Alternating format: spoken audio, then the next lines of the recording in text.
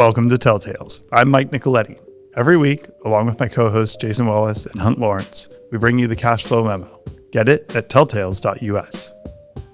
For the next 30 minutes, we're going to dive deep into energy, technology, and healthcare. So download the memo now and get started. The following conversation is intended for informational purposes only.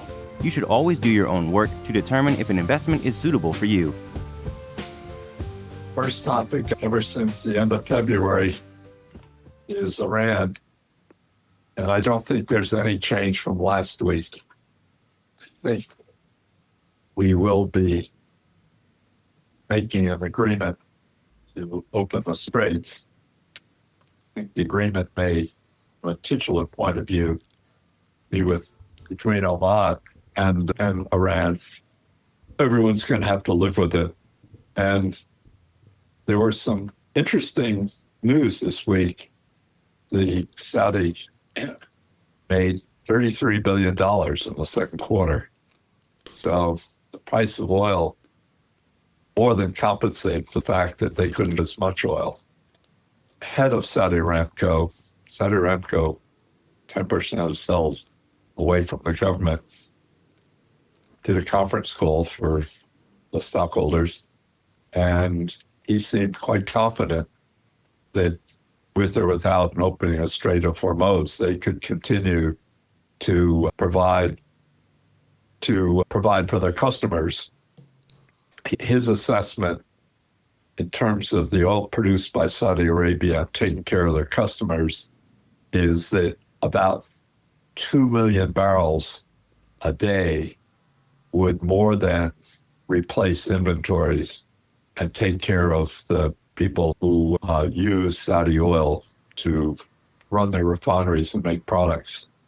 So I think that's pretty consistent with the way the market's behaved, which is when there's ships hit by missiles or drones and ships are discouraged from coming in or going out of Hormuz, the price of oil goes to around 90. There's generally about a $20 backwardation to the 70 range of difference between the current price and the price 12 months from now. And when things calm down, as they may in the next bit of time, week or two, that current price goes back to the kind of high 70s, $80 range. The price out 12 months goes down by a couple of dollars, maybe from 72 to 70 or something. And that has been the pattern. What I think is that the market is reading this much better than the experts who write about it or interviewed about it or have podcasts. And I think that will continue. If you turn to the bottom of Exhibit B, last Thursday, the price was 84. The 27 price was 71. That pattern will continue, I think. The natural gas has been disappointing, but at least it's holding the 350 range. The natural gas to make power is flat. And we're going to talk later about SpaceX and where the value is in SpaceX, and some amount of that is going to be generating power for running on gas-fired power, which is what they use in their main facility outside of Memphis. I think that will help gas. Gas demand had been carried up until 25 by an increase in gas-fired power, and then it just flattened out. And what's helped it since 25 is LNG. LNG in 24 was 13 flat with 23, then it went to 16 in 25, and it will be 18 or a little more than 18 this year and 20 next year. I think if gas-fired power demand picked up and started to go up by 1.5 Bs a day per year, then I think gas would be more firmly established in the 350 range and maybe even trade up to the $4 range. We're familiar here in New York State with our governor has put a 1-year hold on any data center development in New York, saying that they wanted to protect the grid, not have increased prices for other consumers, environmental concerns, et cetera, et cetera. To most people's surprise, certainly myself, the governor of Texas has just issued a similar letter to the regulators in Texas, the Public Utility Commissioner, and they have their own ISO ERCOT. And it doesn't say a 1-year delay, but when you parse through the letter, that's what he's talking about. He complains that data center developers are proposing 900 gigawatts of projects in Texas. All of Texas power capacity is about 90 gigawatts. So it's 10 times the amount of current capacity. And what he's saying is that for the benefit of people who live in Texas, each one of these proposals is going to be audited. I think an audit means 12 months delay. We know because of hyperscalers who've reported now, Google's reported, Amazon's reported, Microsoft has reported, they're continuing to spend all their cash flow and then some building data center capacity. In some states, like in Virginia, which has an enormous amount of data center capacity, the state of Virginia just doesn't want anymore. In fact, Google has said it will not propose additional data center capacity in Virginia. I think that half of all the data center capacity is likely to be built in Texas. With the governor saying we have to protect our grid for reliability and so that residential and small commercial customers don't have their rates go up, I think, and as we see from the deals with SpaceX, which in the Colossus facility side of Memphis, that has been leased to Anthropic 2/3, Google 1/3 on an 18-month payout for the whole data center. So clearly there's a huge emphasis amongst the consumers of compute on compute in 27 as compared to compute in 29. So it seems to me the only way that can be satisfied, first of all, I think half of it's going to go on in Texas. The only way it can be satisfied is with on-site turbines. You can't build combined cycle fast enough, and turbines are completely sold out. So, but this is going to be very good for gas demand to make power.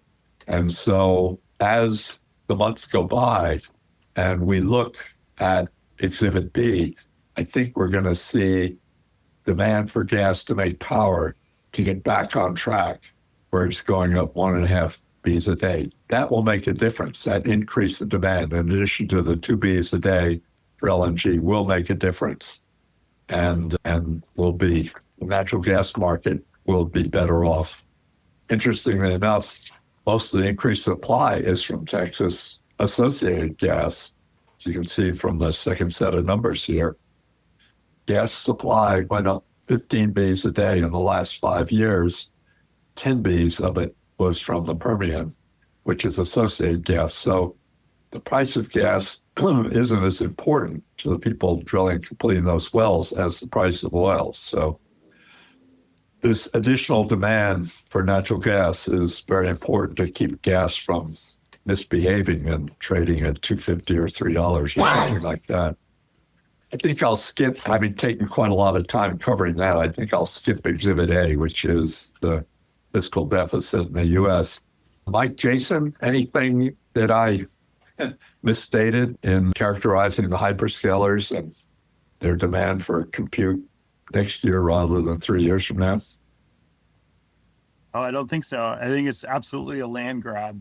is what's happening. And if you can get the power, whether it's by on-site power generation, or certainly they'd prefer to be on the grid, they're going to do it. And as you can see by the unprecedented amount of requests that's happening in Texas, that there's a lot of demand. So it's I think this is pressing, because we'll talk about SpaceX today, as they had their earnings yesterday, and how they're planning to go around this and ultimately do space-based data centers as a result of these challenges with trying to get hooked up on land. Let's swing into page one. Jason, Mike, and I have been talking the last couple of mornings. It doesn't matter whether you own Tesla or SpaceX, that Tesla is very likely to be merged with SpaceX. It'll be merged on a trailing 45-day stock price basis, and that the effort, which apparently is underway to spin out China operations, will facilitate this, because the government is such an important customer for SpaceX. Better to have the operation in China out separate, even though it's owned by the Tesla stockholders, with Elon Musk and the other Tesla stockholders being the largest holders of a spin out of Tesla's operations in China. So the question becomes, since Tesla will be merged into SpaceX as soon as they can get all this accomplished, how to think about the value of SpaceX. And it's down from the IPO, it's down from the peak price after the IPO. And the question is, how does it turn into effectively a value stock? And I think the number to check or to use as a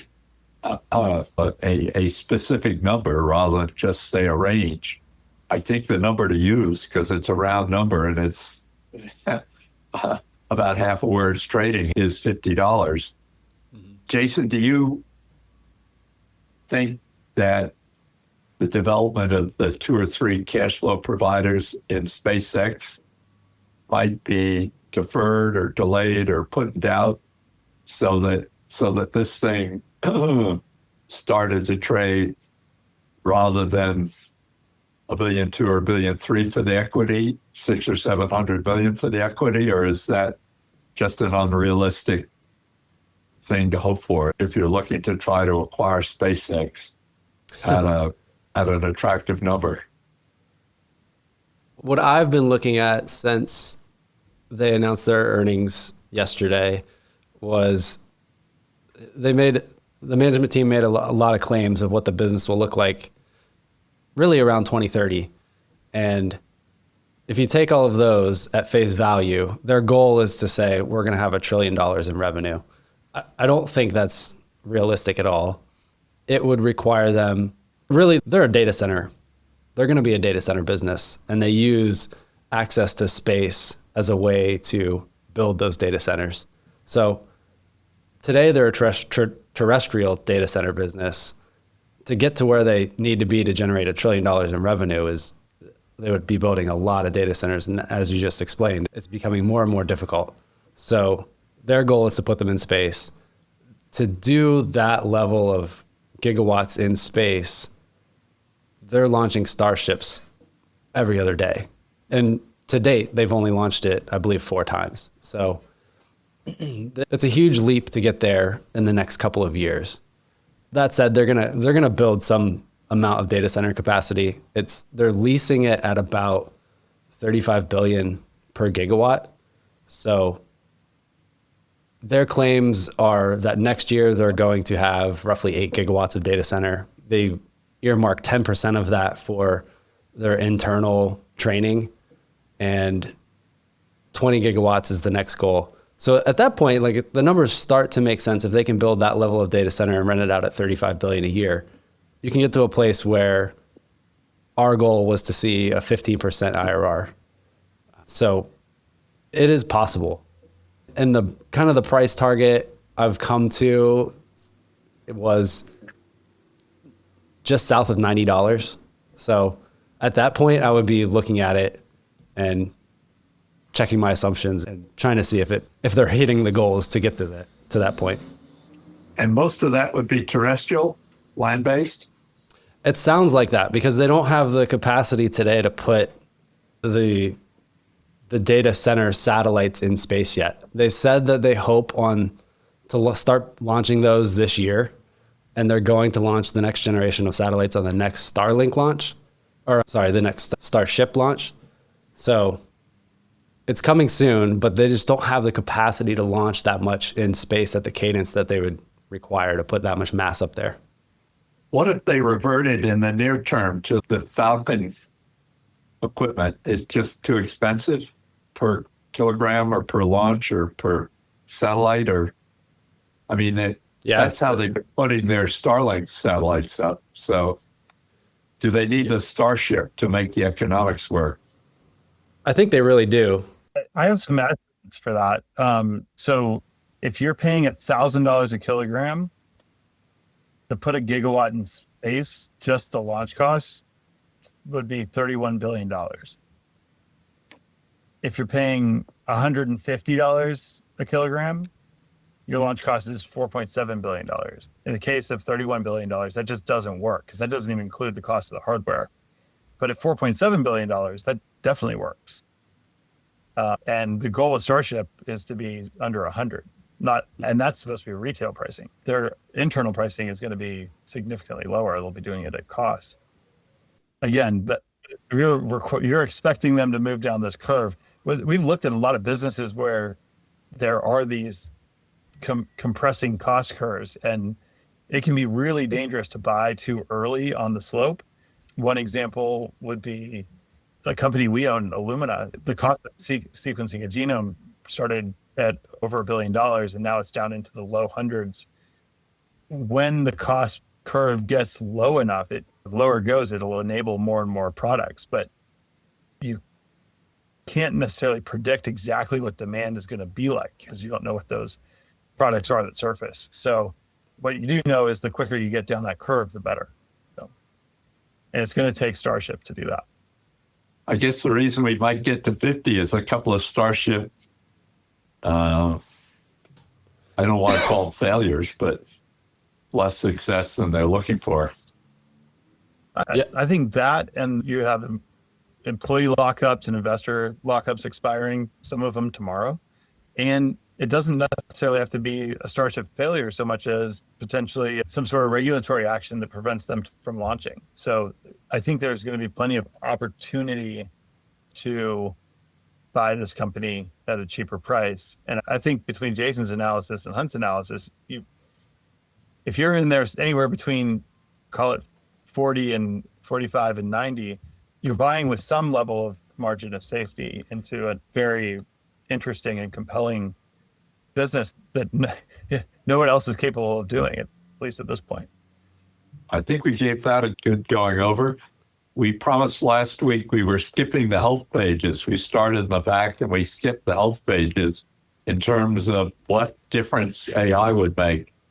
And we go to page 20, the health company on page 20 is Harrow. And I assume a company like Harrow will use AI, but it won't necessarily be decisive. But over to you, Jason. Yeah, I agree.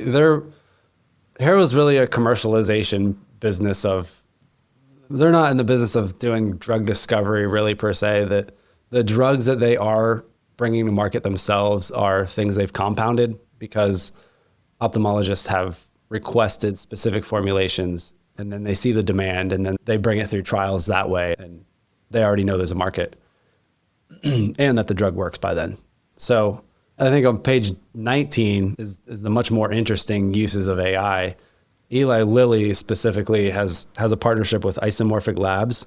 So this is the Google company that is using AI to model proteins and design drugs. So it's very early in that partnership. I think it's maybe a year old, but so too early to see any results coming out of that. But I think over the next couple of years, we're going to see a wave of new drugs that are being designed with AI. And it makes it a lot easier to do drug discovery. And particularly, they're being good at modeling The particularly interesting thing about using AI, I think, is that they'll model a drug's off-target interactions in the body. So this is creating side effects. I think the toxicology of a drug is a big area of study when it's early stage, like preclinical. So I think it'll really accelerate that part of the business. UnitedHealth, another company on page 19, they've pledged to use 1.5 billion of their IT budget to invest in AI.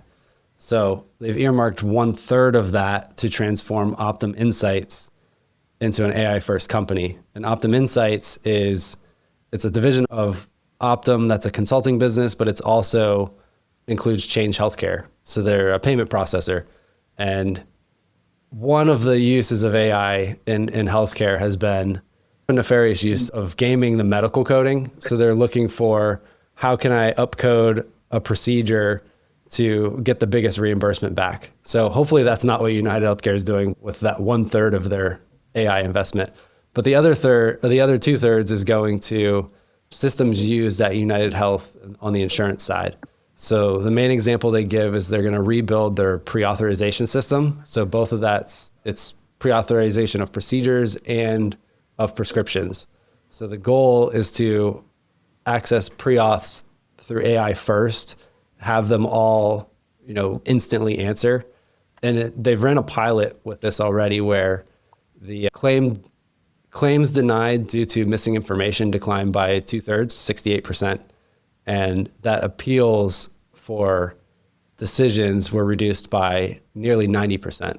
So really that's streamlining the workflow for caregivers, which is a huge benefit. The last way they've publicly said they're going to use AI is to streamline their call centers. And that's something we've been hearing for years. But I think they expect that the cost savings of that investment will be realized over a year and a half. And really it's a lot of those pre-authorizations in the call centers were a very manual process. And they expect that reducing workforce will make up for their AI spend. That's terrific. CVS would be making the same claims, Jason? I expect so. They haven't been public about an AI strategy as far as I know. But they could certainly do the same kind of things that UnitedHealthcare is publicly talking about. Right. And then Regeneron, like any other, a smaller version of Lilly, it is definitely, the scientists are definitely going to want the scientists are going to want a lot of tokens. Correct. And turning to page 15, I think same for Pfizer. I think the IT budget for companies like Lilly, Regeneron, and Pfizer are going to be assaulted by the scientists wanting bigger token budgets. I'd be interested to see I don't know if it'll be a cost savings for those companies. I think it'll be an additional tool for them to explore more drugs. Right. Mm-hmm. While we're on page 15, these are all companies that are going to use AI, and I think you make an excellent point. It won't be a cost saving. It'll be their scientists will be able to cover more ground and have more candidates, and possibly, Jason, move the candidates along quicker. I think so. I think they'll have better drug candidates further in the pipeline and maybe make not less mistakes, but they'll see less failures since they've been able to test them in a computer first. Yeah. And you've spoken in past Wednesdays on the FDA trying to use these tools to move things along faster. Right. Marty McCary was the one that was very vocal about it. So now that he's gone, we hear less about it, but I expect those initiatives are still there. I would hope so.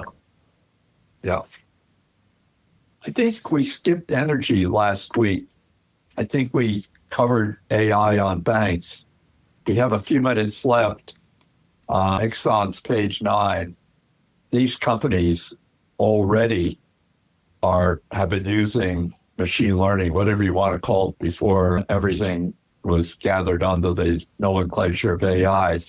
And typically what they do is they try upstream to have more wells to look at, other people's wells as well as their own, and maintain files and try to use the files to have their personnel make better decisions. So I would say across page 9, heavy use of AI. When we get to page 10, which is the midstream companies, same story. You're moving gas around, you're moving natural gas liquids, chemicals, huge advantages. And I would say, unlike the health companies, here it'll be real cost savings. Page 11 is upstream companies, EOG and the others. EOG has had a system in place for at least maybe 10 years where any EOG geologist, geophysicist, or engineer can call up any well, drilled or completed by EOG anywhere. And so the IT departments of these companies will be well equipped and probably fairly discerning on their token budgets, because as the open source or open weight models are available, rather than use Anthropic or OpenAI, you can save quite a lot of money. An IT department can save quite a lot of money by using the open source, open weight models. And the last few minutes we have, but we believe that whether it's Exxon or EOG or Kinder Morgan or whatnot, the IT departments are probably go on and increase their reliance on the hyperscalers, Amazon, Microsoft, Google, because they know that using the Chinese models, open source, open weight, will save money on the tokens that their personnel require and want to use. But rather than police whether or not it's software from China or a model from China, they would rather leave that responsibility. They won't be criticized by using Microsoft, Amazon, and Google. And I know Mike and I have been discussing that in our 20-minute calls mornings, but Jason, you probably believe that even more strongly. That's going to be a big assist to those 3 hyperscalers. Oh, yeah. I think that's ultimately where maybe the majority of the business goes. Anthropic's done a really good job of building Claude Code to take a lot of the enterprise market share early, but there's no reason that the hyperscalers won't build those kind of tools on top of them as well. And I think that's where the market's going to go. I think Google's very well positioned with their own model, and maybe Microsoft ends up with the OpenAI models, and then ultimately, I think Amazon is the service that provides all the third-party open source ones. Any commentary on where Apple stands with all this, Jason? They need to figure out Siri, and their software team has been behind the 8 ball for years now, and that's the danger is they don't figure it out. But they really have to have a way to integrate this into their operating system and have an AI-enabled smartphone. And they just don't have that today. And if they don't figure that out, I don't know at what point Google starts to take market share because Android is such a better product. There's a lot of lock-in with the Apple ecosystem, but they can't be stagnant. Well, with that, everyone be well and stay healthy, and we'll be back here exactly 7 days from now. Thanks very much for listening. Take care. Right up, bye.